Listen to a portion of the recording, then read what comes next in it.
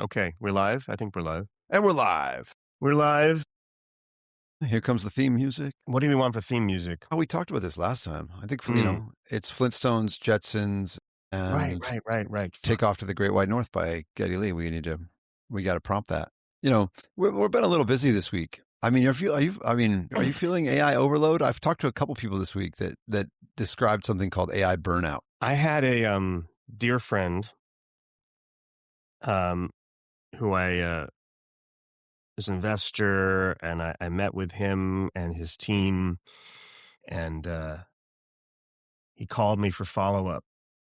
And I thought we'd be talking about like deal terms and stock and stuff. And he said, I'm worried about you. Are you getting enough sleep? You were kind of a little like on edge. And he sees it with one of his other partners who's been like not sleeping. It's not AI psychosis. This is different. This is not about like being one with the model and the sycophancy, but it is this feeling of like, I described it before as musical chairs, where it's like, oh my God, or the Pac-Man that's glowing.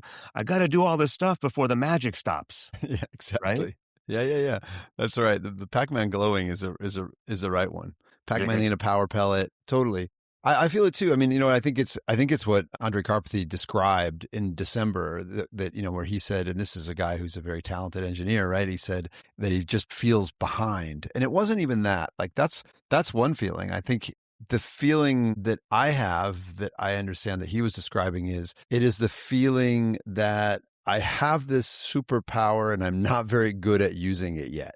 I've just been handed it. I know there's a lot more capability here, and I'm kind of like just running in circles around it, trying to figure out like what's the right angle to look at it from. Although, the thing is to keep doing things with it. I have to say for myself, this has been a good week because some of the pieces have come together, right? Some of the playing has become knowledge in a way, like it's solidified a bit. I'm like, okay. I see more than one side of this coin here, and I know some things that I need to do to make this work, and particularly around the security conversations around OpenClaw this week. We've been deep in it and looking at it at Ledger and like legitimately asking ourselves, how can we help when there's kind of no way around the fact that it's a gaping security hole in your life? But we can talk about that later. But yeah, it's been quite a week. And as we sit here right now, two things. One, you went to some kind of a San Francisco AI meetup last night, and I'd like to hear about that. But also, we just got a release. We got two releases today because OpenAI did something for enterprise, and Anthropic released 4.6, and a couple of it, which they say is the best model for coding. Leagues better than, or not leagues, but significantly better than 4.5, and also scoring higher than Codex, which in many benchmarks had passed 4.5. Yeah, like Seth, tell us about last night and tell us what Anthropic released today. Last night was ClawCon. Has this replaced Claude Code Anonymous? I'm asking because I'm planning to host a Claude Code Anonymous in Paris, and I don't know if I should even call it that, given that Pete doesn't even use Claude Code anymore, although maybe he does as of tonight. He does. He said he spent, so here, the context was there's a group, I don't know if we're boomers or 40-somethings, 50-somethings, honestly, in San Francisco. Dave Morin, who and Michael Galpert, MSG, who I know from, years ago, just the startup scene.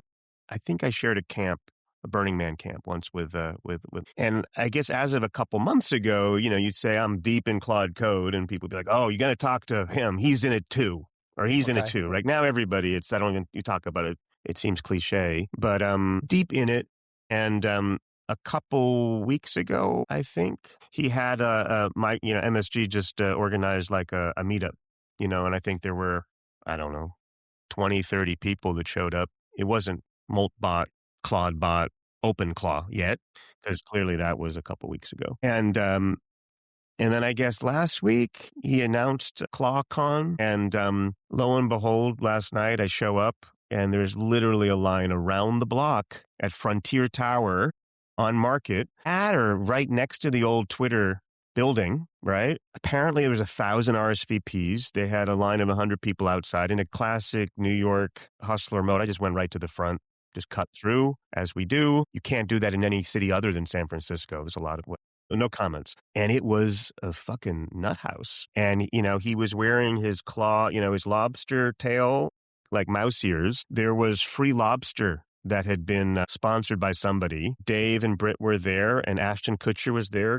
with his hat, kind of hiding, didn't want to be outed. It was a lot of energy. There was a lot of energy. I don't quite know what to make of it yet, other than like, this is real, it's popping off, and we're not the only ones thinking, it's happening. We need to go deep and wide into what happened with Claudebot, Moltbook, now OpenClaw, and get our arms around it. Clearly, Pete Steinberger, who is the founder, was racing up and down Sand Hill Road, was doing the rounds clearly among VCs, was looking to hire people, I think he's doing a hackathon today at OpenAI, was at Anthropic yesterday. So it's all happening. It's all merging. And whether it's open source, closed source, client-based, server-based, on your Mac Mini, on your Mac Studio, or in the cloud, I think that's for us to unpack. There's obviously a huge number of security issues because it's all about, wait a minute, someone's going to hack in, I'm exposed, and take all my stuff with the Russian malware. We can get to that. But we should start by pulling back. And, what we wanted to do in this episode, even though we have so much to cover, is reintroduce you, right? Get your Genesis story. We did mine last time. We can tune it because there's a lot about you online. Like, reintroduce yourself here. Why are you doing this? Why are we doing this together? Tell us a little bit about your journey, and kind of leading into some of the seminal moments over the last couple of months with Rick. Sure. I think really, it's funny. I really just want to jump into the Clawbot stuff. So let's go quickly through my story, which there's lots of places you can hear it. So for anybody who's actually interested in my story, a couple of years ago, 2 summers ago, so I guess that's 2.5 years ago, recorded a long podcast with Rick Rubin. I was heavily caffeinated, makes amazing like ball jars full of iced coffee. And I was also just so excited to talk to him. And of all people, the fact with regular milk, almond milk, oat milk, no milk. I just drink it straight, black, no black, sugar. No, absolutely. I just ice. Okay. And you can hear it. By the way, I swear, if you listen, when I listen to that, I hear the caffeine. But it was long. We did it over a couple of days.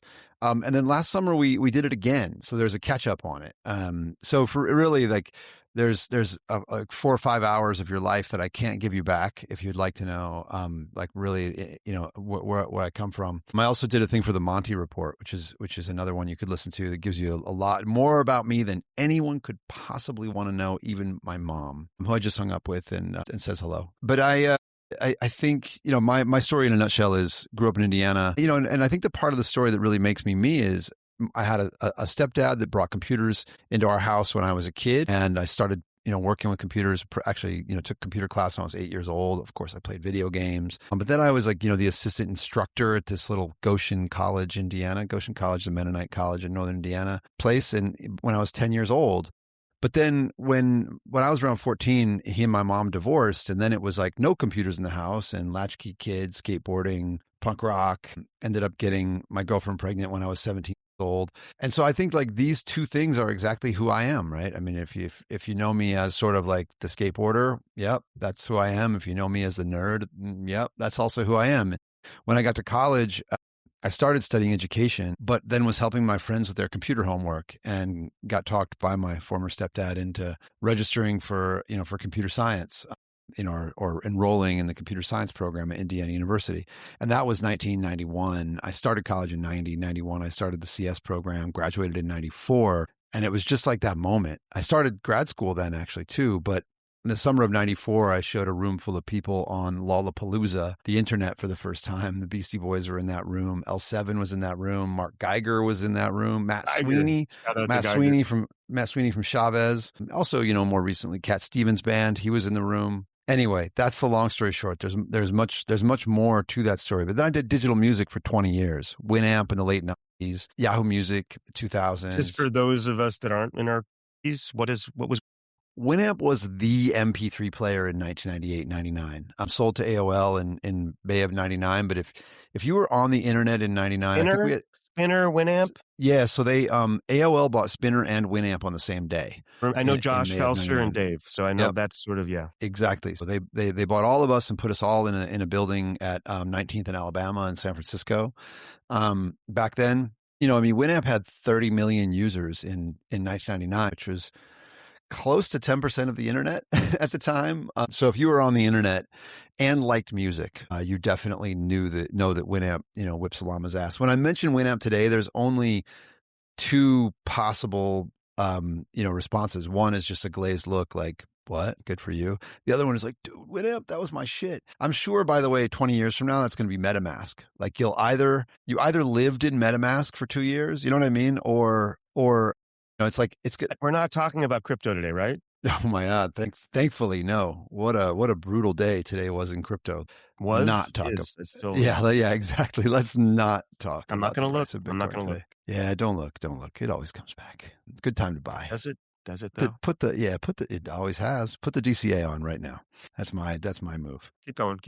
Yeah, so then Yahoo Music, and then did a really amazing company in my view, and I mean that spiritually because commercially it was a failure, but called Topspin. It was about going direct to consumer. So if you think about kind of Bandcamp, Patreon model, I could talk for days about what we did wrong there, and I think I do in the Rick Rubin podcast. Failure teaches you a hell of a lot more than success. But after that, I did Beats Music with Jimmy Iovine and Dr. Dre and Luke Wood and Trent Reznor, and we sold that to Apple, and then built Apple Music with Jimmy and Dre and Trent and Zane Lowe add to the mix, who's just like a super talented human being. And then I got a call to come to Paris and work for the luxury conglomerate LVMH as their chief digital officer, which was just I loved it. I did that for 5 years, consulted for 4 years after. But while I was in Paris, I ended up meeting Pascal Gauthier, who is the CEO of Ledger, also Tony Fadell, who invented the iPod and co-invented the iPhone. Together, we hatched a plan to take the company Ledger to the next place, which is where I've been for the last 5 years. Ledger, in a nutshell, again, because I think we got to move on to the OpenClaw. But I think if I could summarize what we've done at Ledger, like really, if you look at the devices, they are the best in terms of security and design. We brought in this secure touchscreen model, the first secure touchscreen, and this does have relevance actually in the OpenClaw conversation. So we'll get there. But it's because it's not just about crypto. It is about security in this world that we're moving into, which includes agentic assistants for human beings and who manage the information and the privacy and the money of human beings. So the bridge is immediate. It's not very long. And we've been predicting that for many years. And that really, if you talk to Pascal and Tony and, the things that we've been talking about for the last 6 years, this has always been about, the blockchain is one form of proof, but ultimately, is this me? Is this my voice coming through this microphone? You look at Instagram today and you see a cute video and you're crazy if you don't immediately go, is it real? It's even in the most basic video, it's a legit question at this point. So proof is going to become a real piece of collateral, or a real piece of, is that the value bridge between luxury and crypto for you? Going from LVMH to Ledger makes all the sense in the world, but it also is totally confusing to people. For sure. Yeah. I think my career has been really confusing to people. I think that, LVMH, yeah, exactly. LVMH is probably the odd man out overall when you really look at it that way. But for me, it really wasn't. I would say that, they're just different things. Music to LVMH was a chance for me. What I always said is what I became over 20 years of digital music was a student of how the internet changes culture. For me, it was right around, 98, 99, 2000, as you had MP3s and then Napster and then Nutella. And then there was this other thing. I remember this piece from Posner or back around 2000 where he was prescient in saying that the internet brought us Fox News, which was sort of like, you were like, what are you talking about? Like, how is the internet driving a television channel? But what he meant was, when you have this mass media world, the way you get the most audience is they all drive toward the center. If you have two newspapers in a town, to get the most audience, they kind of drive toward the middle. Right. Whereas what he was pointing out in 2000 was that because you had unlimited distribution channels on the internet, that, suddenly you had to really, stake a ground. And John Higgs, one of my favorite authors, said to me late last year, he said, I'm sort of seeing a world now where just like the way to get audience in the mass media world was to drift toward the center, the way you get audience in the internet world is to be on the extremes. So the same way that centrist media wasn't really the voice of the people in the mass media world, the polarizing media is also not the voice of the people in the internet world. Someone said to me the other day, oh yeah, everyone's mad at Bad Bunny and the Super Bowl, and he's not American.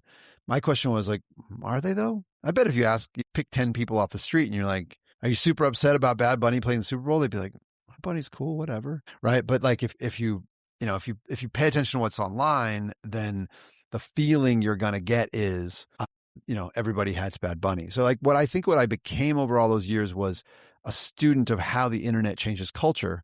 And what LVMH was for me was I got it in a big way with respect to music, and I could talk about it authoritatively, but I don't know. I mean, ask me, I'm not like a movie guy. I don't know anything about, luxury clothes. So, going to LVMH was a chance for me to take all these theories about how the internet has influenced taste and the way that people make choices in their lives, and go, does this apply beyond music? And the great thing for me was that it did. Of course it did. I mean, physics works like that, right? And these were just kind of media physics. I gave a talk in the 2000s called Media Physics, and so the chance to test those out. I think the Ledger scratched a couple of other itches for me.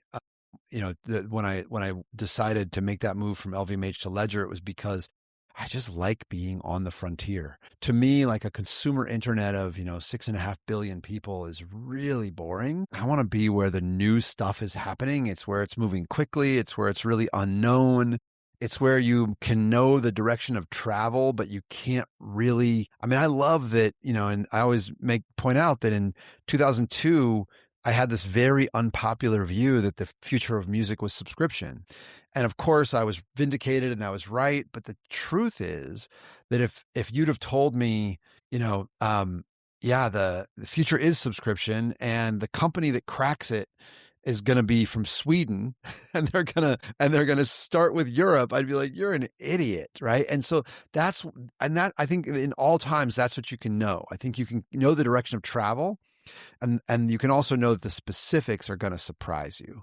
And I love that, actually. It doesn't scare me. I love it. I'm maybe overly excited by that, I realize, at this point in my life.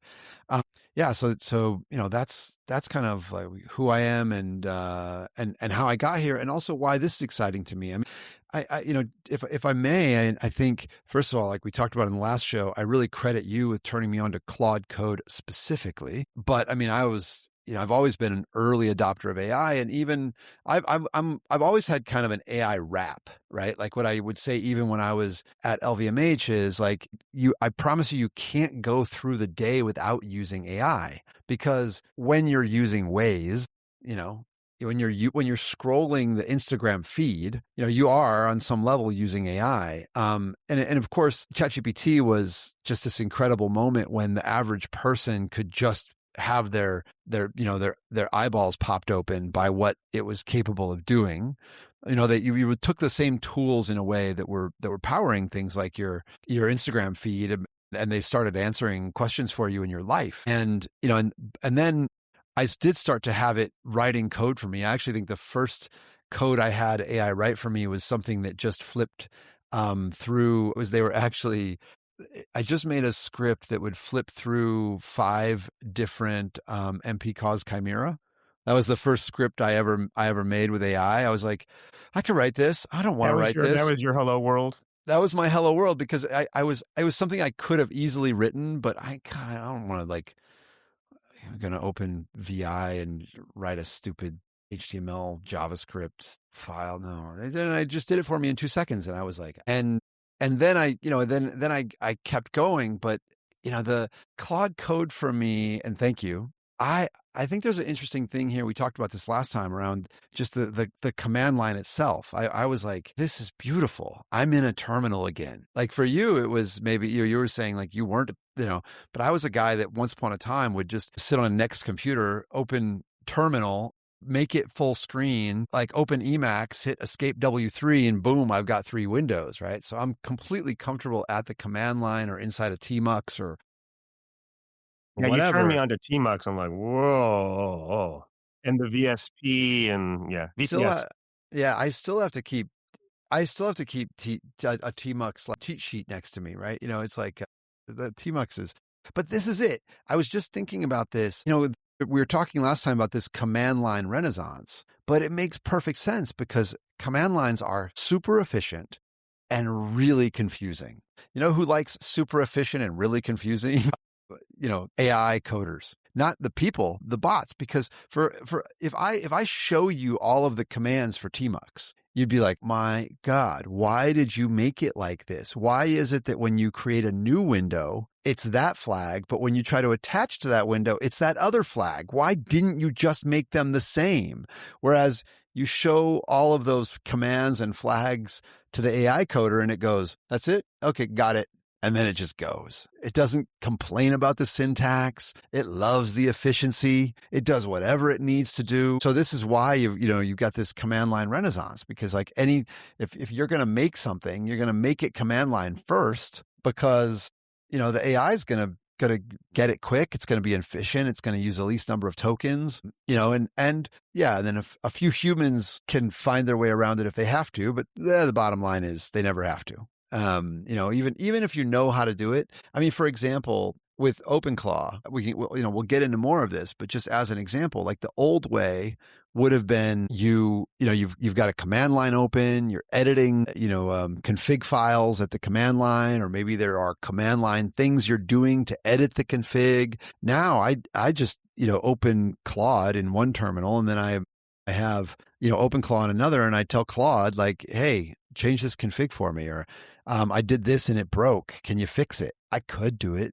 I know how to do it, but it's not efficient for me to do that. So anyway, I've written, I just looked like, okay, in all the like dumb little personal projects I've done since August, how much did I do? It's a little over 200,000 lines of code. How many lines of code have I looked at? Probably fewer than 100. I call it blind coding. Like when Michael Jordan shot the basketball blind. It's totally insane to me. Hold on. We missed one little thing, which is like, I think the Rick Rubin moment's important, right? There was a moment, I think it was 6 months ago. Let me tell the story. Yeah, let me tell the story. Because I don't think I've told this story really. You get a lot of the story. You get a lot of the story if you listen to, go to YouTube, search Rick Rubin, Ian Rogers, and there's like a bonus episode.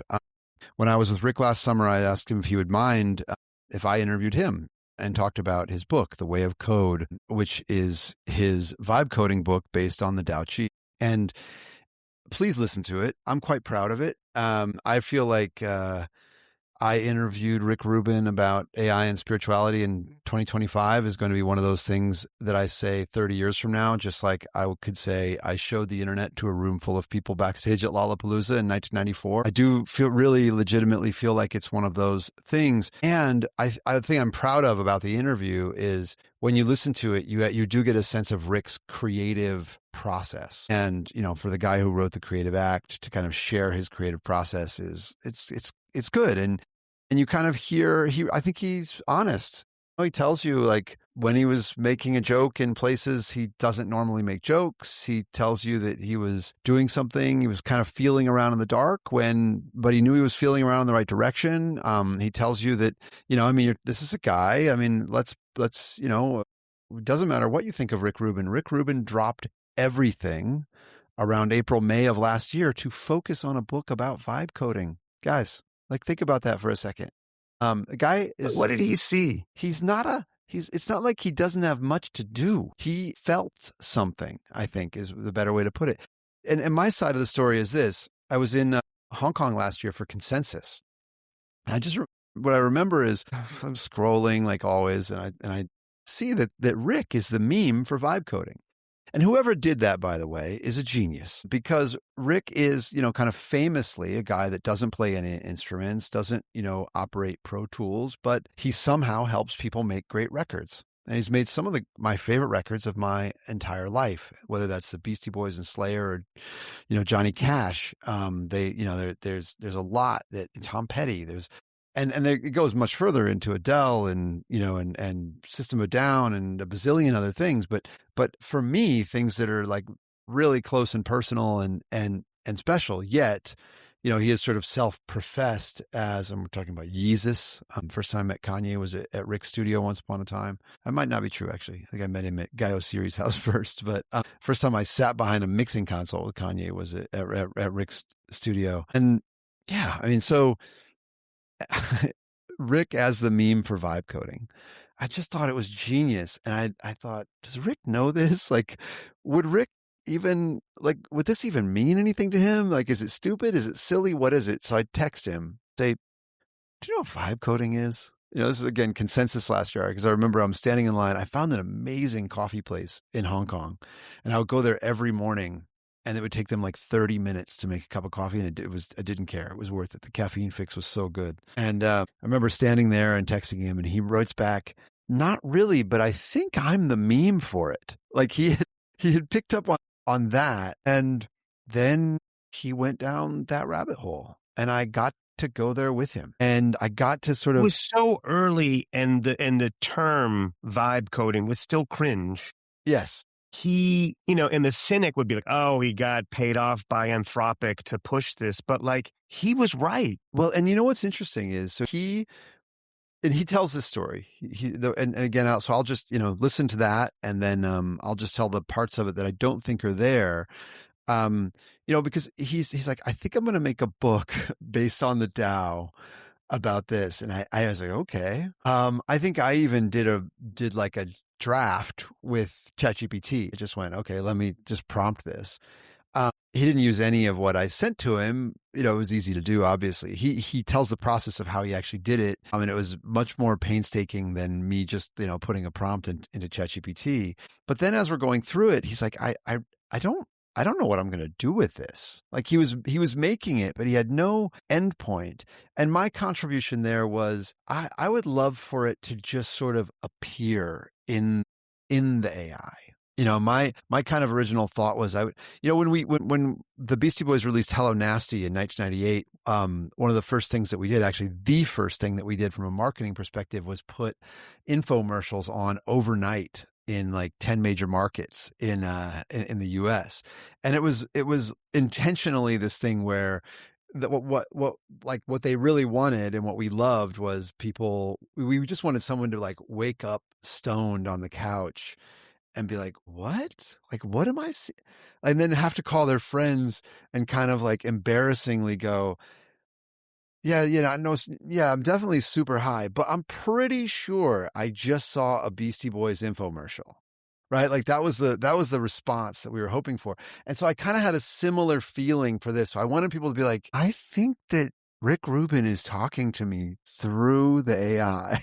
That was sort of what I was, and he had actually and he tells the story, he had just interviewed one of the leaders of Anthropic on the podcast and said, look, there's this idea, is there something we can do with it? And it was amazing. Like Anthropic threw a small team at it, like immediately, it wasn't like a big team or the building, but like a few people like to help with getting it into the form of a site. And they did a really good job of it, like creatively putting like generative art, basically art that was generated by the AI on the screen next to the writing that Rick had done. And also, they really like kind of using it as a jumping off point. Like it was also meant to be sort of this thing where you could go, well, what if we go this direction from this piece of art or this page? And that was something that Rick really liked, because that's kind of what he does in his practice with artists. He doesn't tell them what to do.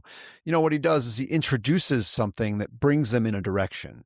So it's something that's within them. But, there could be, it's sort of, like the oblique strategies sort of thing, right? Like, let me get you out of your comfort zone just far enough that something new comes around. So it was, for me, just like a joy, closest I've ever been to, to his creative process. And I'm really like, I think there will be a day in the future when Rick doesn't text me every day about vibe coding, and I will be very sad. I mean, I know I should just be thankful that I've had so many of those days up to this point, but it's really like, the best parts of my day is like scrolling through, and I've actually learned a ton. There's things that I've pulled into my own practice that I wouldn't have seen had they not come to me from Rick Rubin. And that is kind of extraordinary to me. So yeah, you can tell that I'm totally chuffed to be, to have been exactly who I am at that moment, to be able to be there and be that. But it's also accurate to say that Rick was ahead of me on vibe coding. He brought more to it than I did. I mean, it wasn't until sort of, August of last year when I look at my GitHub, it's not until August of last year that I started making AI created commits there. But Rick was on this very early in 2025. So yeah, thank you for reminding me that was on our agenda.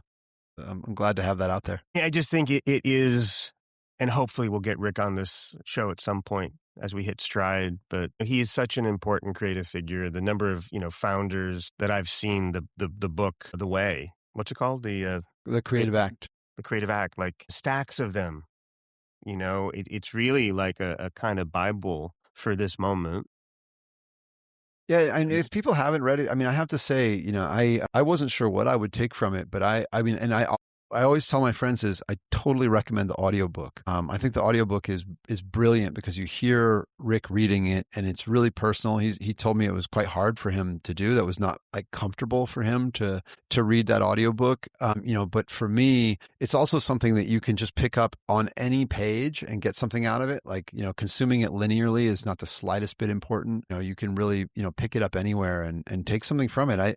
I really, which is, I think personally, it's my personal belief. I think it'll be the most important thing that he's done, even though he's made so much great music. I mean, the Ghetto Boys, which is one of my favorite creations, appeals to a relatively small group of people, whereas the Creative Act, I think, really appeals to almost everyone. And not only that, I think there's something important for me, which is that creativity is not like being wacky. Creativity is making something. Like you're putting something into the world that didn't exist there yesterday. That's creation. And I think that he kind of properly makes, even somebody who feels like, oh, I'm not creative. Someone tried to tell me this the other day. He's like, oh yeah, I'm not creative. And he's a robotic engineer. And I was like, dude, you're creative. I'm sorry to tell you, you make things, you take things that didn't exist and make them real. You are creative. And I'm sure if he read the Creative Act, that he would recognize something in himself. And I think that's really the magic of that book. So now here's the perfect transition, because we got letter 15. What does Rick think of ClawBot, Moltbot, OpenClaw, which is a disaster from a branding and marketing perspective? It's such a disaster, and yet who cares? Yeah, I honestly couldn't tell you. I could tell you that he's thinking about it and I can tell you that he's interested in it because he sends me things about it. But they don't come with commentary. They don't come with like, oh my God, have you fucking seen this? They just come. So my guess is that he's just taking it in and saying, this is interesting. What is this? What is this? Where does this go? I'll probably need to wait until next summer to find out what he really thinks about it. What do you think of it? I think, I really think. Tell me the story. How do you discover it? Like, where are we? Where's your journey? Where are we? Yeah, let's talk about OpenClaw. I actually discovered Pete much before I discovered OpenClaw because, like many people, and like we talked about last week, what I tried to do, I was already using Claude Code and I was already building things. And what I tried to do over my Christmas holiday was actually get better at it. And, it was around the time that Boris from Anthropic had written his thing about here's how I use it. And then I kind of went down the rabbit hole on how do other people use this? Like, what can I take in here to like improve the way I do this? And Pete, who made ClawCon at the time it was called, he's got a great blog, and he's very well spoken on exactly how he uses it, and he's super like honest and direct about how he uses it as well, what he does, what he doesn't do. So that's how I had actually found him. And I saw ClawCon, and I frankly wasn't that interested in it, to be honest.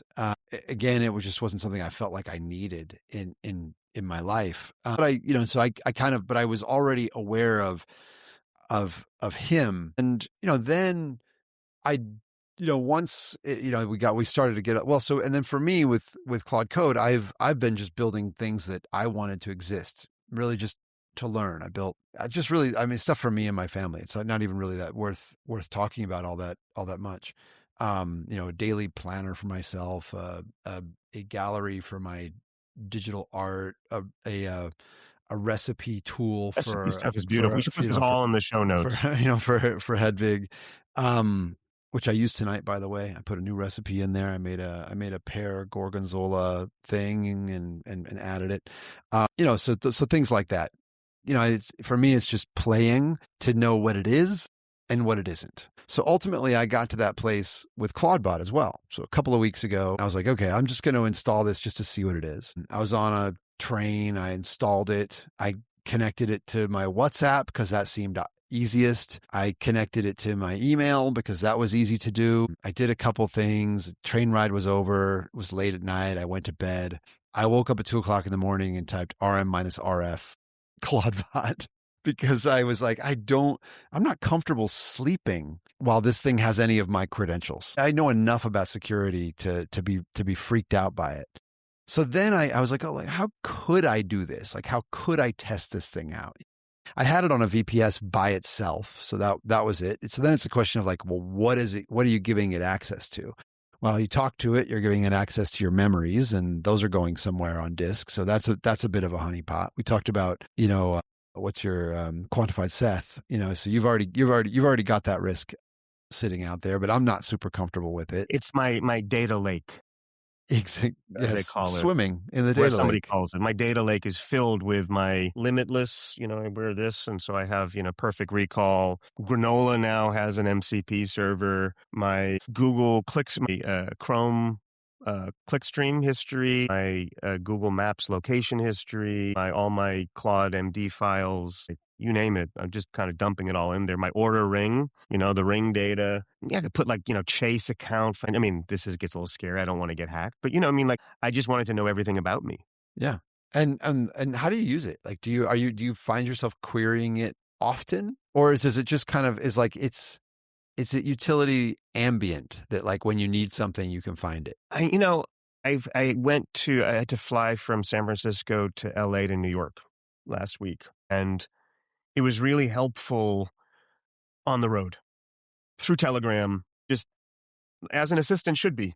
It's like when I'm at my desk, I'm good. I don't need it so much. I'm just trying to train it and keep up with the Joneses and make sure that because I have my Claw bot. I also have an agent that I call @Seth that I've trained, that prior to ClawBot, that was using the Anthropic, Claude agent SDK that I've kind of trained, and I've ingested a bunch of stuff into it. And I try to connect them so they have the best of both worlds. Because I do think as much as OpenClaw is about, self-sovereignty and putting it on your Mac Studio or whatever, there's also a lot of benefits of using just the core Claude, in the sky. So I'm trying to balance both. I love the hacker, just vibes that it's picking up and seeing that last night and seeing people fuck around with Raspberry Pis and hardware. It's tapping into something much more than a personal assistant. And that's what I kind of want to get into is first of all, if nothing else, you're a cultural historian, and we both are, right?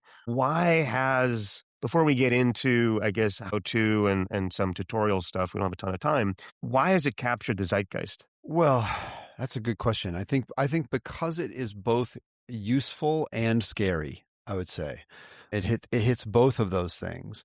And I think it is legitimately a peek into the future that we didn't have before. So what we had before was we had these big models kind of duking it out to be really helpful. And what now OpenClaw has done is sat in the middle and actually kind of commoditized and disintermediated them and said, no, it's actually the fact that you can delegate tasks to these things. Like if you look at the lineage from my perspective is like AI is a thing that's academic and being used by applications. Again, I mentioned like Waze or, the way that your Instagram feed was presented to you. Then it became sort of a better Google, right? I can type a question and get an English language answer that is just surprisingly good. And, I'm talking to somebody who is intelligent. With Claude Code, that quickly then became, oh, wait, I can build things with this. This can do things for me.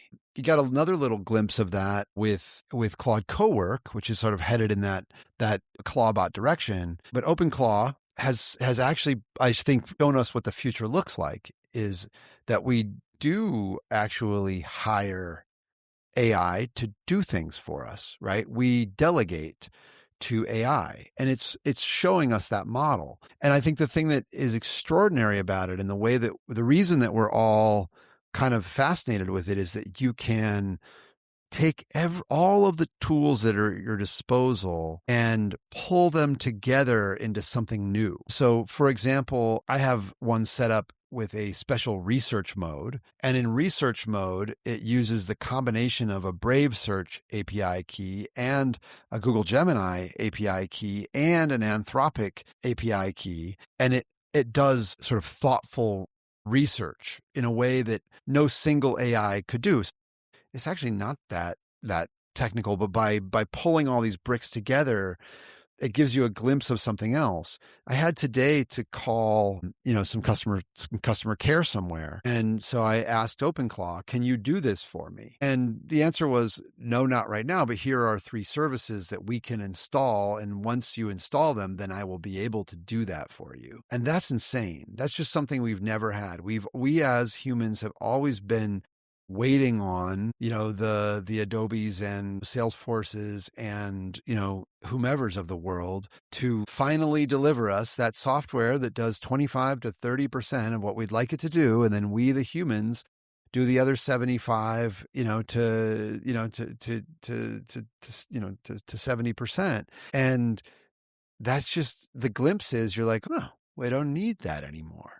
And these software companies are tanking right now. Well, I mean, Anthropic released things some new skills this week, and you saw a huge sell off. And I mean, the thing that I wrote after Christmas break, I wrote that in there. I said, like, this is what I see, because, I was a chief digital officer at LVMH. What do? Well, you need an ERP system. You're not a tech company. So you give somebody $1 million for the software, you pay $750,000 to someone else for the quote unquote integration, which really just means the $1 million you paid for software didn't deliver you software that's useful. So now I have to pay someone to make that software useful. And then you've got to hire, a small team of people to make that software keep working. Like that's over. I mean, that, by the way, good riddance. Like, if you're not a technical company and you have this huge technical tax, why wouldn't you just, take a 25-year-old and put them in with the finance team, and take another 25-year-old and put them in with the HR team? And like, this is Bob. Tell Bob what you need, and Bob will build it for you today. One of the things I built for myself is like a little day manager. And one of the things that's in it is a workout planner. And one of my friends is using the workout planner. He texted me today some bugs. I literally copied and pasted his bug report to Clawbot, and it fixed it and pushed it live while I was in a meeting doing something else. Like that's the glimpse of the future that this thing gives you. So I think this is why I think it's both. I think there's the scary part of it, and that is one of the things that captures the zeitgeist, like we mentioned earlier. Like things that are extreme, and there are extreme risks. There's a little bit of, dystopia with it. Like those things are very real. So I think that's one thing that captures the imagination. I think, though, that would make it just like a fad. And I'd probably put Maltbook in that category, right? But, OpenClaw itself is genuinely useful. Like I said, I mean, someone sent me a bug report. I copied and pasted it into a chat, and, 10 minutes later, the fix was pushed live. That's insanely useful. And that will what is like this? If we have to boil this down, smooth brain it for the normies, for whomever is just not in this right now and hearing about it, like what is OpenClaw? How do you describe we it should have started to there. Bernard Arnault or whoever in your universe that is really important culturally and is trying to understand and keep up with what's going on? Yeah, I'm trying to think of a concise way to do this. What it is it's an agent that sits there waiting for your requests, and when you make a request, it will try to follow that request all the way to the end using all of the resources that are at its disposal. And those include anything that you've told it or taught it previously, plus it's connected to any service that you might want to connect it to. It's already connected to many services, and the more are coming online constantly. So that goes from, of course, AI applications such as, OpenAI and Claude and Gemini and Kimi, et cetera. But it also includes things further afield like Apple Notes, Sonos, Obsidian, Notion, simply the combination, actually this was actually one of the things that put me over the edge into trying it, was that because I didn't want everything that OpenClaw does. I'm too much of a privacy and a security nerd for that. But it was actually Randy Hunt, who is the head of design at Notion, who told me that like the number one way that people are using AI with Notion is simply connecting, something, whether it's Claude or OpenClaw, to Notion, and just using kind of Notion as a database, right? So it's just this thing where, and he was giving me some specific examples of people who had built kind of extraordinary applications and businesses simply by, giving their AI a central memory. It's just by giving it this like persistent memory where you can say, hey, what's the next thing on my to-do list? Like that alone is a huge unlock. No, that's how I'm living. 100% is just free the mind, trust the AI, dump everything you can into it. Try to manage context. It's kind of a shit show right now because memory is really, the two things that I've learned, because I started working with Gene Kogan and Xander at Eden.art, 6 months ago, 9 months ago. And the two things they were working on, which I think was incredibly prescient, that were really unique beyond the image models and the video models, was memory, collective memory, and multi-agent systems. And there was no catalyst for it. It didn't jump the shark, but clearly that's where we are. Multi-agent systems is Moltbook, right? Yeah. That's what's happening. Collective memory is that these agents can remember things, and they can talk to lots of different surface areas, not just ourselves, but other customer support people, and bring it back and remember and have continuity and have identity, which gets into, which we talk, maybe in the next episode, we talk about 8004 and some of these crypto primitives that are really all about maintaining identity and provenance and memory across multiple sessions in a secure unit.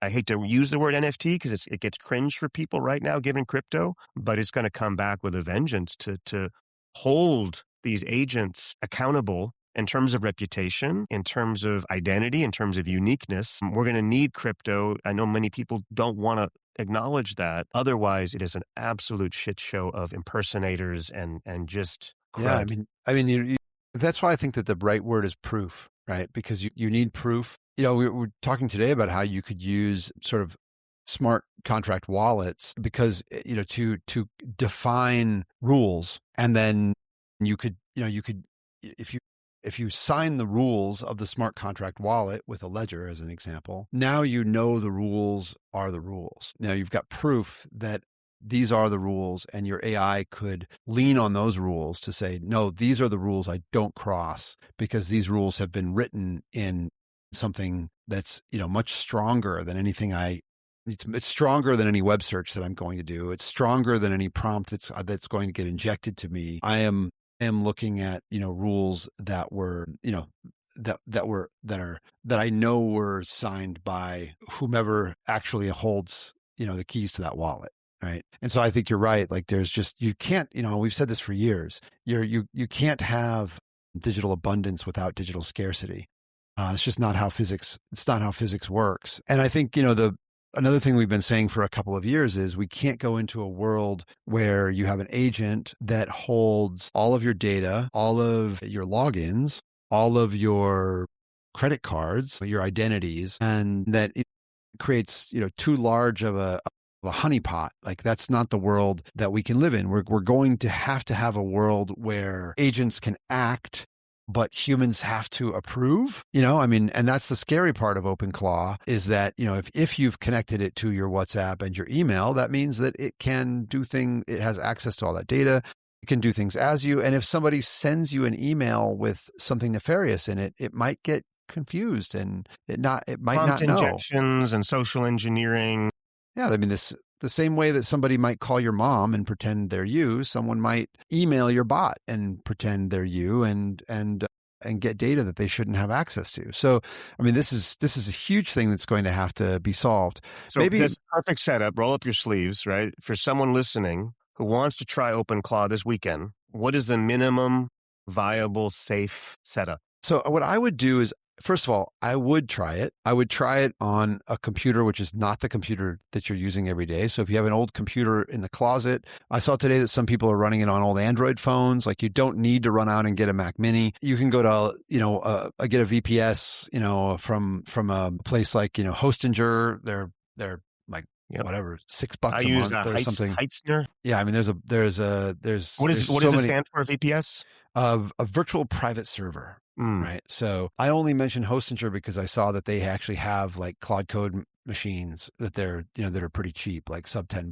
But, you can use just AWS, but that's probably too technical for most people. So you can go out and get one of these like turnkey things. Then, it is a little bit like installing Linux, in the 90s, right? It's not totally, you have to at least know your way around a command line a little bit, I think, at this point. Although I saw somebody did put a really nice UI on top of it and today, so you could search around. I don't know which of those are good. I haven't tested them. But what I would say, your question is the right one. Like, what's the minimum, viable installation? So I actually try, like I said, I did WhatsApp, but I don't love that, that it has access to that channel. I tried Discord. I simply couldn't get it to work. I tried Google Chat. Turns out you need like a workspace account. Ultimately, I used Signal. I had access to like Telegram. Yeah, Telegram's a good one for people. I don't use Telegram because it's neither private nor secure. But the hot take. Well, no, that's a fact. It's the least secure application on the planet. Its security is so bad it can only be intentional. So why does the whole crypto community use it? But that's another story. That's another story. We should get somebody on to talk about that. There's a great episode of Security, Privacy, whatever, where they talk about Telegram security. But it is neither private nor secure. They have all of your texts. The only question you should wonder is who else has them. Mm-hmm. But it's actually quite simple. I think Telegram is the simplest way to get set up if you are comfortable using Telegram. And I think that just setting up one channel like that, Telegram, Signal, WhatsApp. I would probably use like a burner number or something if you can set it up with. I managed to train it on all my iMessages. Oh wow! Yeah. No, I don't use iMessage either. Also not Highly helpful for insecure, me. Just like me, insecure. No, I mean I just don't. I'm not in the Mac universe anymore. So I don't. You have a Solana phone? I don't know. I do not have a Solana phone. I have a Samsung phone. So anyway, I think the next thing to do is to just try to find some use cases that are useful. It really depends on what you're doing. Like, I think if you're, like I said, I mean, I mentioned my little research mode. I think that's what I would do is install it, start to use it like, at the beginning when we were using ChatGPT, my message was like, install ChatGPT and use it like you would use Google, just for a day. Say, I'm never going to go to google.com. I'm going to use ChatGPT. Now, I think with OpenClaw, you do the same thing. Instead of going to whatever AI you're using every day, whether it's ChatGPT or Claude or whatever, just type that into your OpenClaw and then and ask it, what else could you do for me? It uses a language model. It's using Claude or it's using OpenAI. Right? Yep, exactly. So is it an alternative? Is it an extension? How do we think about it as human beings? I think it is an extension, and I think you just simply have to think of it as an assistant. It's persistent. What I would do is when you set it up, tell it who you would like it to be. And I would say to it something like, and again, I am security and privacy centric, right? So I would say to it something like, you are not a family member. You are an assistant, and you need to be professional. And Put it in its place. Well, and I think also, again, these things are incredibly good at playing roles. One of the things I've been saying lately is, the problem is robbers, the solution is cops. They're both people, right? And so they're just people playing different roles. So I would, I think the interesting thing about OpenClaw, which is different from the way that you use ChatGPT, is that you can say to it, you are my assistant. I would like you to behave professionally. I would like you to help me with this, this, and this. I am very, you can say, if you would like, I am very particular about privacy and security. I want you to help me watch those things. And all of these things go into its config file and what they call its soul, and they become part of, who it is. Constitution. Yeah, exactly, the Constitution. Exactly. And then you can do other things like give it its own Gmail account. Ask it to, here's a really simple one. Have it, give it some Twitter or X lists that you follow, and, tell it to, send you a summary of them, every morning at 7 a.m. And it can do that, in the channel that you have set up, or it can do it via the email that you give it. It can do that with a different, cheaper model than the one you might be using to do research with, and that's, I think, where, how you have to start thinking about it is like, how can I delegate? What can this thing do for me? How could I delegate tasks to it? How can I use it like an assistant? And then I think that the first thing that you'll see when you go through the OpenClaw config is this thing is dangerous. So you have to be really powerful. Yeah. I mean, look, with great power comes great responsibility. A brick can, build a building or break a window. Is fire inherently good or bad? Tools are like this. But I do think you should be careful. First of all, like, know that you are playing with your own data. I would avoid installing things like ClawHub because, you really don't have a way of knowing if what you're installing, you don't know what's included in it, and it has access to many things that you don't want something unknown to have access to. But I also think, what I've been saying for years is that living in the future is cheating. When you're living in the future, you can see the future. And certainly today, using OpenClaw is a lot like living in the future.